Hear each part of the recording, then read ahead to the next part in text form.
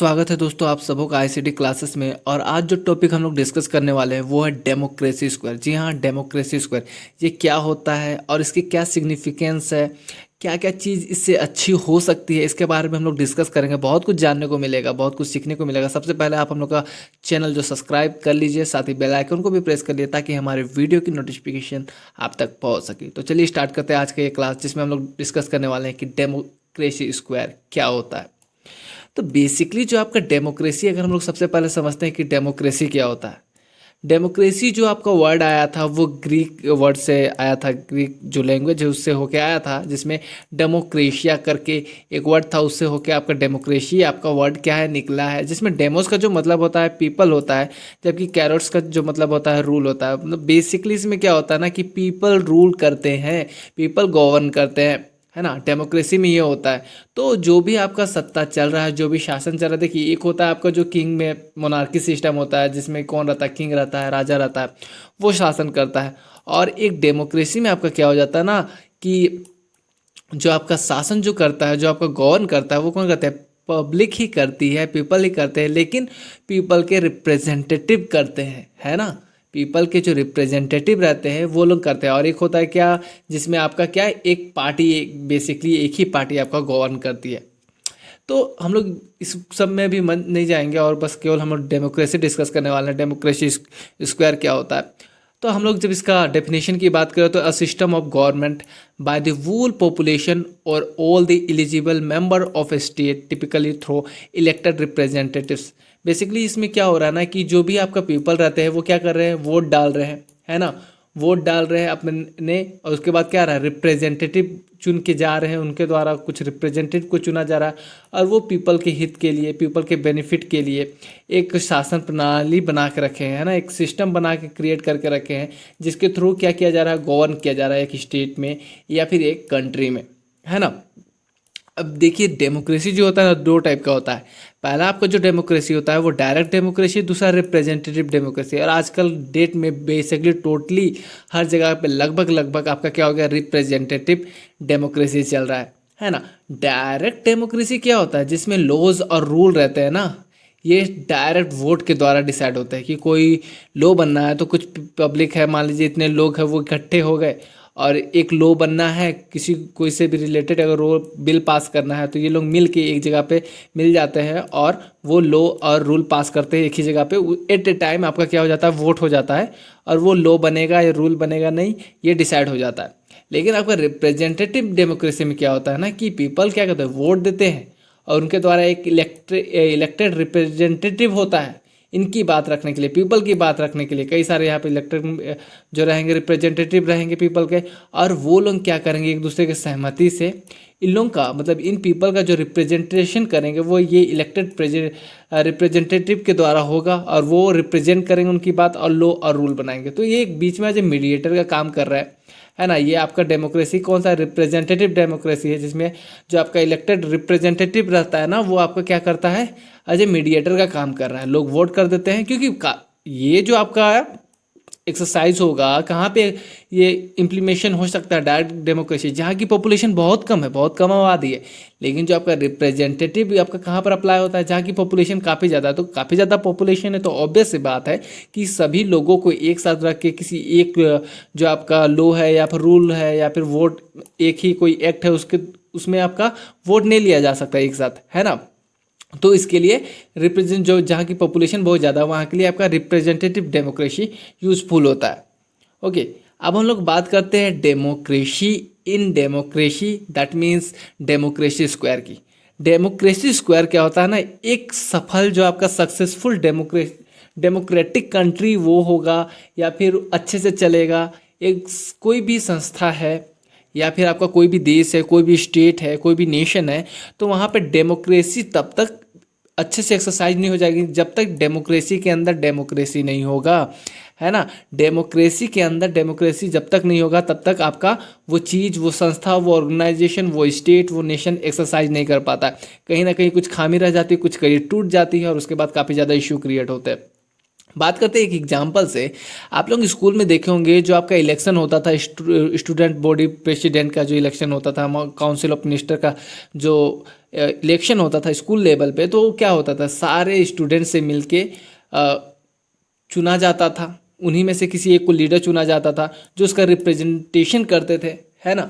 तो ये क्या होता था कि यहाँ पे आपका कौन आ रहा है, यहाँ पर क्या हो रहा है, डेमोक्रेसी हो रहा है ना। सारे लोग मिल के अपना रिप्रेजेंटेशन चूज कर रहे हैं कि ये हम लोग का कौन रहेगा, रिप्रेजेंटेटिव रहेगा, ये हमारे बातों को रखेगा स्कूल में, स्कूल के स्टाफ के पास, ये हमारी मुश्किलों को रखेगा। सीआर का जो आपका सीआर का हो रहा है, जैसे अब क्लास में होता था मॉनिटर का जो चुनाव होता है सीआर के द्वारा होता था, यहाँ पर क्या होता है, डायरेक्ट आपका कौन था, डायरेक्ट डेमोक्रेसी के थ्रू हो जाता था आपका। यहाँ पर जो भी कानून वगैरह बनते थे सहमत से हो रहे हैं, सीआर आपका बन गया कैसे, आपसी सहमत से मिलके बन गया।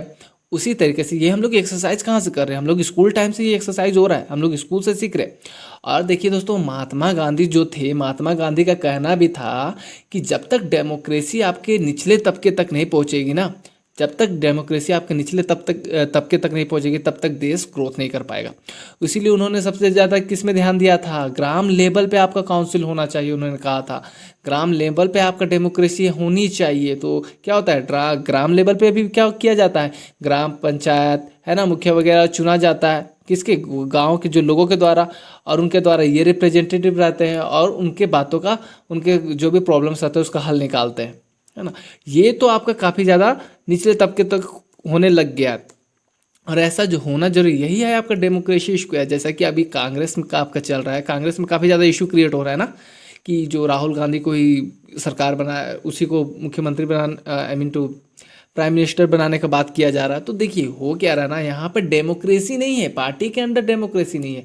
जिस दिन पार्टी के अंदर डेमोक्रेसी आ जाएगा ना, तो ये डेफिनेटली कहा जाना सही होगा कि देखिएगा होगा क्या ना, कि कांग्रेस भी जीत जाएगा इलेक्शन।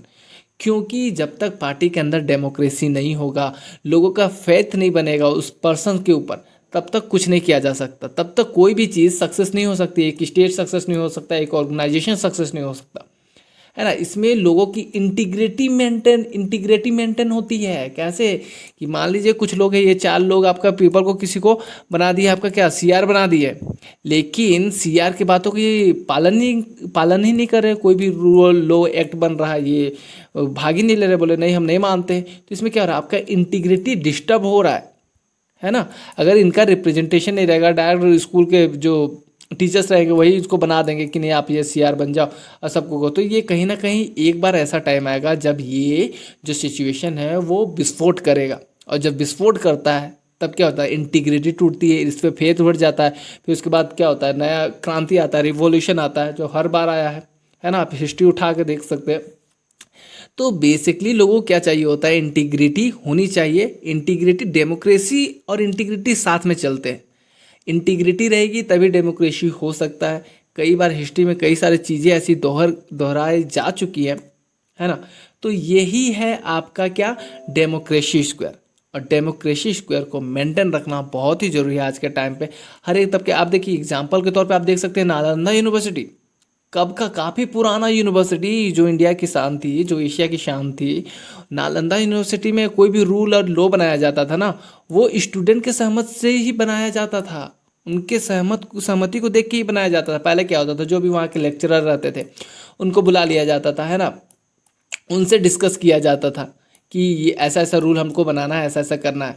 उसके बाद स्टूडेंट्स की भी राय ली जाती थी। जब तक स्टूडेंट्स सबको एग्री नहीं होते थे, तब तक कोई भी नया कानून स्कूल के लिए, अपने यूनिवर्सिटी के लिए नहीं बनाया जाता था। तो ये काफ़ी पुराने समय से चला आ रहा है डेमोक्रेसी। और तब जाके ना नालंदा यूनिवर्सिटी इतना सक्सेस किया था। जैसे कि तक्षशिला यूनिवर्सिटी था, वो भी उतना सक्सेसफुल नहीं था। क्यों नहीं था, क्योंकि वहाँ इंटीग्रिटी नहीं था। इंटीग्रिटी नहीं था वहाँ के। तो ऐसा कहा जाता है कि जो तक्षशिला यूनिवर्सिटी है उसका तो ये कहना था कि वहाँ के जो लेक्चरर्स सब रहते थे वो अपना अपना छोटा छोटा स्कूल खोल के बैठ गए थे, है ना। लेकिन जो आपका इंटीग्रिटी जहाँ मेंटेन होगी, जहाँ पर लिबर्टी रहेगी, अपनी बात रखने की अनुमति रहेगी, तो वो आपका ज़्यादा सक्सेसफुल हो सकता है। और ये एक कॉन्सेप्ट है अजय, पॉलिटिक्स से रिलेटेड एक बहुत ही बेसिक कॉन्सेप्ट है। और ये कॉन्सेप्ट जब तक किसी पार्टी के अंदर भी नहीं रहेगा ना, वो पार्टी कभी सक्सेसफुल होने वाली नहीं है। वो पार्टी कभी सक्सेसफुल नहीं है होने वाली है। बेसिकली मान लीजिए कभी गलती से 1-2 बार अगर सक्सेसफुल हो भी जाती है ना, तो वो कुछ समय बाद ही उसमें क्या होता है, इंटीग्रिटी लॉस्ट होने लगती है, जो आपका फेथ है वो लॉस्ट होने लगता है, क्योंकि यार वो सबके सहमति से तो है नहीं, वो अपने से कर दिया गया है। जो आपका अध्यक्ष की बात करते हैं, कांग्रेस की एग्जाम जीता जाता है, एग्जाम्पल वही है कांग्रेस का जो अध्यक्ष की बात करते हैं उसमें कौन है, अभी सोनिया गांधी है। तो क्या होता है उसमें, सिंपल सा है कि वहाँ पर इंटीग्रिटी तो है नहीं, अपने से तो वो लोग तो अपने से बन गए हैं, वो तो भाई अपना वो बात का बात है, वो क्या नेपोटिज्म या क्या, मैं कुछ नहीं कहूँगा, लेकिन कहीं ना कहीं ये तो दिख रहा है ना कि वो डेमोक्रेसी से नहीं चल रहा है। लेकिन जो अभी आप देखिएगा बीजेपी की पार्टी, ये काफ़ी ज़्यादा डेमोक्रेसी का पालन कर रही है।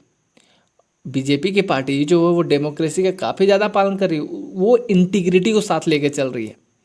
और यही एक मैटर कर जाता है कि आपका बीजेपी अभी ग्रोथ कर रहा है, अभी वो सक्सेस पे है ना, वो उसकी पार्टी चल रही है, कांग्रेस की नहीं चल पा रही। क्यों? इंटीग्रिटी देखिए, अभी जो आपका मध्य प्रदेश में हुआ, मध्य प्रदेश का जो सचिन पायलट के कारण जो हुआ, जो सिचुएशन क्रिएट हुआ, इंटीग्रिटी नहीं थी।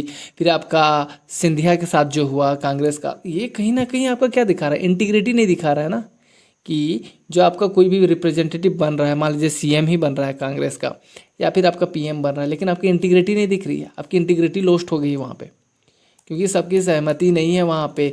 और आप ऐसे कर रहे हो, आप अपने मन से कुछ भी चीज़ को थोपोगे तो डेफिनेटली है कि वो डेमोक्रेसी काम नहीं करने वाली, ज़्यादा दिन तक लास्ट नहीं करेगी, और यही एक कारण है। इसीलिए देखिए, घर फैमिली में भी आपका क्या होता है ना कि कुछ दिन तक जो आपका, जब सब कोई बड़े रहते हैं, सब कोई मैच्योर रहते हैं, तो कोई भी डिसीजन लेने से पहले फैमिली के जो मेंबर रहते हैं, हेड भी रहते हैं ना, वो एक बार पूछ लेते हैं सब कुछ से कि हाँ देखो ऐसा ऐसा करने वाले हैं, सही होगा या नहीं होगा। लेकिन अगर मान लीजिए वही फैमिली के मेंबर्स अगर नहीं पूछने लगे, तो कहीं ना कहीं एक खटन सी आ जाएगी, है ना, और रिश्ते में भी दरार आ जाता है। तो वहाँ पे भी आपका लो लेवल तक डेमोक्रेसी, ये जब तक मेंटेन नहीं होगा तब तक कोई भी चीज़ ग्रोथ नहीं करेगा। और बड़े बड़े जो आपका बिजनेसमैन रहता है, उन लोग क्या हो, ऐसा नहीं होता, वहाँ पर भी इन चीज़ों का ध्यान रखा जाता है, अपने से किसी को नहीं बैठा दिया जाता है ना, वहाँ पर भी डेमोक्रेसी का ध्यान रखा जाता है, उन्हीं लोगों को किया जाता है जिसको लोग पसंद करें। और वहाँ के लोग पसंद नहीं करेंगे तो उसका साथ देंगे नहीं देंगे, साथ नहीं देंगे तो कैसे वो काम चलेगा, वो ऑर्गेनाइजेशन कैसे चलेगा, वो स्टेट कैसे चलेगा, है ना।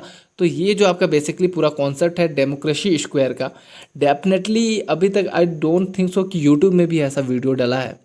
और ये कॉन्सेप्ट अगर जब तक हर जो आपका ऑर्गेनाइजेशन है, आपका हर इंस्टीट्यूट है, आपका नेशन है, आपका स्टेट है, अगर इसमें इम्प्लीमेशन होने लग जाए तो डेफिनेटली है कि जो आपका पार्टी है, जो आपका नेशन है, स्टेट है, वो ग्रो करेगा, डेफिनेटली ग्रो करेगा। और ये कॉन्सेप्ट मैंने अभी तक कहीं तो पढ़ा नहीं है, ये जो मैंने अपने लाइफ में रियलाइज़ किया है, डेमोक्रेसी के जो वैल्यूज़ है, जिसके एक्सपेंशन पार्ट है डेमोक्रेसी का स्क्वायर का। कई जगह ऐसा नहीं है, कई जगह एक्सरसाइज हो रही है, अमेरिका में काफ़ी ज़्यादा एक्सरसाइज किया जाता है इस चीज़ को, कि हर एक छोटे से ऑर्गेनाइजेशन में भी आपका डेमोक्रेसी यूज किया जा रहा है। तो ये आपका बेसिकली काफ़ी ज़्यादा इंपॉर्टेंट रोल प्ले कर सकता है इंडिया के हर एक चीज़ को, हर एक जो आपका ऑर्गेनाइजेशन है जो अच्छे से काम नहीं कर रहा उसको सुधारने में। बहुत सारे ऑर्गेनाइजेशन में आपका क्या हो रहा है कि आपका भ्रष्टाचार हो रहा है, करप्शन हो रहा है, इन सब चीज़ों में भी रोकथाम करने के लिए आप क्या, डेमोक्रेसी मैटर करता है, पावर रहना चाहिए लोगों के पास अपनी बात रखने का, और मौका पड़े तो उन्हें हटाने का भी पावर रखना चाहिए। जब तक ये नहीं होगा तब तक एक किसी भी इंस्टीट्यूशन, किसी भी स्टेट, किसी भी ऑर्गेनाइजेशन का ग्रोथ नहीं हो सकता। तो that's the power of democracy. Democracy what can do, you can't think, okay. Democracy का जो पावर है, जो पीपल के हाथों में आ जाता है, सिंपल सा बात है, जो पावर है वो पीपल के हाथों में रहता है। और जब ये पावर पब्लिक के हाथ में आता है ना भाई, तो बहुत कांड हो चुका है हिस्ट्री में, आप हिस्ट्री उठा के देख लो, है ना। जब भी पावर पब्लिक के हाथों, पब्लिक से कोई नहीं बच पाया। जब पब्लिक चाह लिया कि अब ये करना है तो ये करना है, उसको गलत लग गया चीज़ें, तो वो रुकेगी नहीं, है ना। तो आई होप गाइस कि आप लोगों को समझ में आ गया होगा डेमोक्रेसी, और यार कुछ नया जानने को मिला, सीखने को मिला, तो यार चैनल को सब्सक्राइब कर दो। ऐसे ही कई सारे वीडियो लेते आऊँगा आप लोगों के लिए। Have a nice day guys, bye bye, keep learning.